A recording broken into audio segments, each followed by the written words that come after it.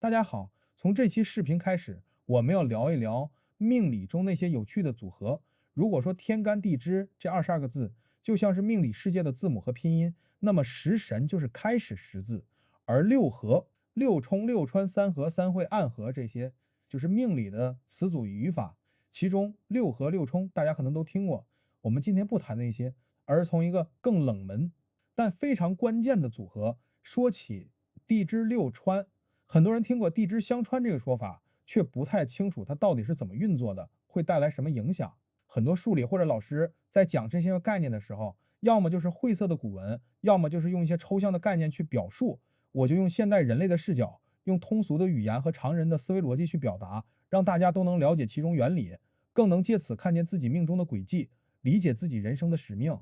我查阅了一下，在传统命理古籍中是没有六穿这个词的，但对六害却是有完整的记载。六害是地支之间的一种特殊关系，早在汉到唐宋时期的命理体系中就已经出现了，在《三命通会》《子平真诠》《渊海子平》等书里都有明确提到。古书里对害的解释是：害者，阴伤也，非冲非刑，而暗中损也。也就是说，害属于暗中伤害，阴损之象，不显于表，但有潜在问题。因此，六害在传统命理里被视为标准体系的一部分，与六合、六冲、三合等地支关系并列。那六穿这个词儿从哪儿来的？传说是在清末至民国时期的实战命理流派中逐渐形成，具体是谁发明创造的，我也不知道，是谁传下来的也无从考证了。如果屏幕前的你恰好知道，也欢迎在评论区科普一下。我所知道的是，六穿这个组合在断命时确实非常有用。想真正理解六穿，前提是要熟悉地支藏干，因为穿的本质正是藏干之间的暗动与流通。所以，了解地支六穿是理解12地支的必经阶段，才算真正走进了地支的世界。只有把12地支参透到开悟的程度，才能理解什么叫道法自然。这一点对研究命理、分析命局都有着非常现实的意义。今天我们重点聊的是盲派命理中非常重要的一对子未穿。首先你要知道，子水的藏干是癸，未土的藏干是己丁乙，有这个基础就可以了。子未穿是12地支六穿中的一种固定组合，破坏力极强。它本质上是一种相互破坏、相互伤害的作用模式，常被形容为两败俱伤。这种相穿的特点是速度快、效果明显，带有强制或暴力的象征，如车祸等突发事件常与之相关。其核心性质有3点：第一是破坏性和掠夺性，穿的力量极强，作用力度远超一般的破与克。穿象征强制、粗暴的获取方式。第二是残缺性，通过穿得到的东西往往残缺不完整，被夺取的东西容易破碎变小、减少，或自己已经得到的需要分出去一部分给别人，难以圆满。第三是温差与改造倾向，在自然界中，相穿的根本原因在于五行之间存在显著温差，未土为干燥温土，子水为极寒之水。这种巨大的温差使得地支在相互作用时必然产生冲突、相互伤害，并表现出强烈的改造倾向，使其趋同。这种现象映射到人世间，命局中带穿的人常有改造、说教、试图改变对方想法的意图。由于双方观点无法协调，这让双方都不舒服，使双方在相处中都感到不适。说白了就是三观不一致。如果你是未土，比劫是子水，那你们必定三观不同。那么子未穿到底是怎么发生作用的呢？关键在于4个字：力量对比。所有的穿作用都要看力量，谁更强，谁就能影响对方。子未穿的后果不是固定的，而完全取决于子水和未土谁更强。第一种情况，水旺穿土，当子水力量很旺时，它就能穿坏未土里藏的丁火和己土。力量强的时候，就会冲散了未土中的己土，熄灭了丁火。这种情况下，未土受伤，子水是否旺盛，需要结合它是否在月令、是否逢生来判断。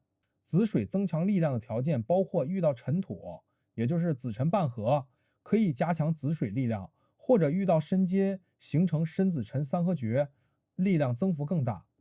第二种情况，土旺穿水，当未土力量强时，比如有午火，也就是五味合，未土能够穿坏子水，把癸水烤干了。这种情况下，子水受伤。说完机制，我们来看看子未穿在现实生活中会引发什么样的后果。简单来讲，地支被制的那个字代表什么事，你就往哪个方向断就对了，就这么简单。如果子未穿作用于命主的日支，也就是坐下，则通常往婚姻方面断，穿坏夫妻宫，预示着婚姻感情方面将出现问题，会应到婚姻感情不和谐或争吵。当穿到坐下时，预示着在流年应期内会同时发生两件事儿，一是夫妻之间的事儿，二是身体上的疾病问题，即祸不单行的象。子未穿在夫妻宫被引动，可能表现为夫妻之间因不知深浅而相互伤害，且命主自身容易受伤，并伴随身体不适。原命中如果坐下夫妻宫被穿坏的字还是印的话，那就代表家庭破碎了。穿作为取材方式有一个特点，得到的东西往往不完整，而且穿也代表不择手段的取材。原命局带子未穿，可能导致挣到钱不完整。这种方式获取的钱财，往往需要分给合作者或介绍人一部分，也就是给人回扣。若穿坏官星，命主缺乏战胜困难的勇气，求财易破财，求官则有官灾。命主求官的级别变小，或者与官方事务无缘，事业难以坚持到底。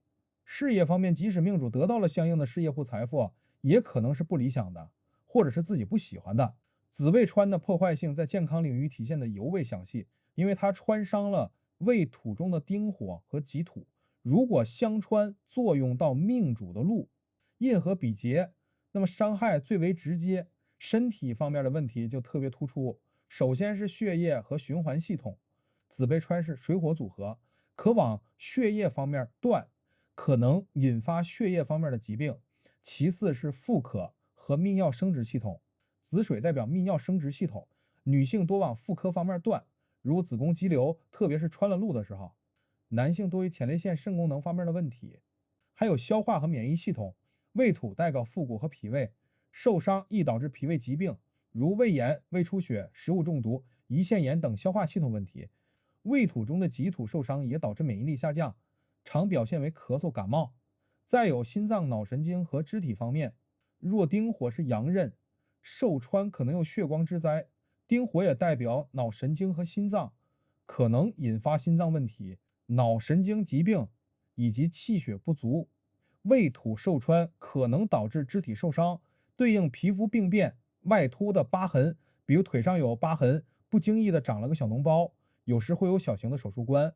五官方面，子水被穿可能与耳朵有关，比如中耳炎。若是子水旺，穿坏了丁火，还有很大的概率需要戴眼镜。禄代表福禄，享受健康和寿命。禄被穿坏是子未穿中最严重的后果之一。禄被穿之人通常不懂得享受，即使有钱也不舍得为自己花费，可能牵挂太多人。禄被穿坏主贫穷、卑微，身体有疾病。禄被穿的人也代表有力使不上。连体的禄，也就是禄神与日主连体，坚决不能被动摇或穿坏。禄被穿严重的后果，轻则疾病缠身、灾难不断，重则危及生命。禄被穿坏或禄的元神严重受伤时，伤害会更明显。穿坏印，印在年月就断，母亲身体不好，工作干得不顺心，车房子都容易比较小。印被穿坏也可能影响到学业、学历或家里的产业，还有可能导致面子受损。官被穿坏，男命在性格方面就会唯唯诺诺，拿不起放不下。女命穿官，配偶可能不是健全人，或婚姻关系不和谐，经常容易争吵。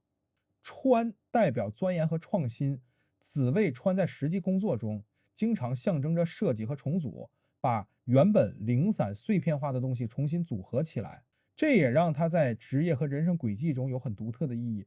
职业取向可以延伸到像神经网络、算法编程、课题研究这样的领域，或者任何需要拆解再重组的工作。它还可以象征需要穿孔钻墙的工作，比如使用冲击钻的工种。再举个形象例子，把子未穿比作高速收费站，子水代表过路费，未土就是收费站，车辆要通过就必须一点点穿过去，因为穿本身就有开孔打通的意思。子未穿的作用往往高效率，但也容易带来急躁。穿的特性使人做事快果断，但处理问题的方法如果不当，就可能表现为与领导对抗，说话刻薄，言语不好听。子水作为中神，子午卯酉之气专且较真儿，这种性格特质在子未川中容易被放大。如果禄被川，心性可能偏向自我，背信弃义，也容易招惹小人。如果印或禄被川坏，性格可能显得更自我，言语粗鲁，同时容易遭遇诽谤或与上司产生冲突。说了这么多凶的方面，那是不是紫微穿就一定是坏事呢？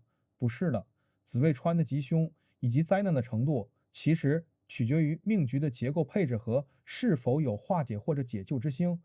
紫微穿并非一概为凶，它的好坏与五行配置是否顺应自然法则有关，也取决于命局的真正需求。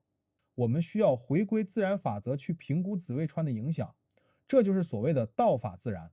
当命局中土性燥热，上面生长了木，而这个木又是你的禄或财，又急需水来滋养时，紫未穿就非常有用。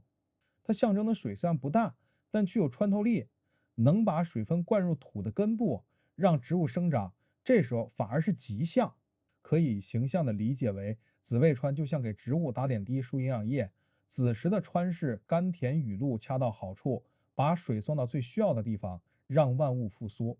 在命理上，这意味着穿出财来，助力事业或财富成长。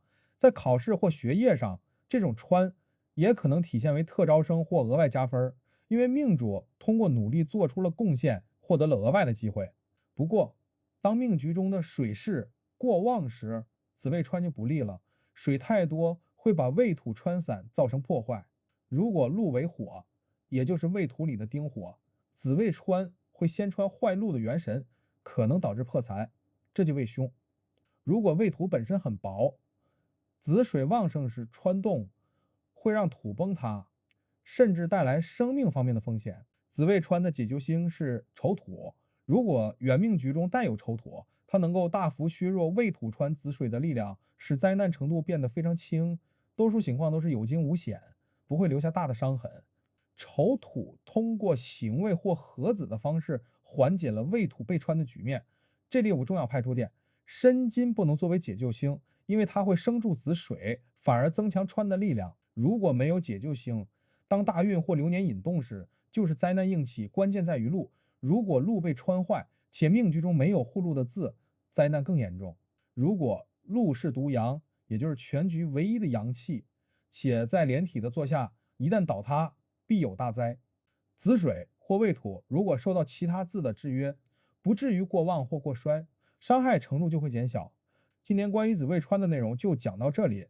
紫未穿是一种高效率的能量转化和冲动模式，它的作用机制极为复杂，其吉凶并非一成不变，关键是要看命局是否符合道法自然和平衡适度原则，只有这样才能判断紫未穿最终是吉还是凶。如果这些视频对你有帮助，别忘了订阅我的频道，点赞并分享给有需要的朋友。我们下期见。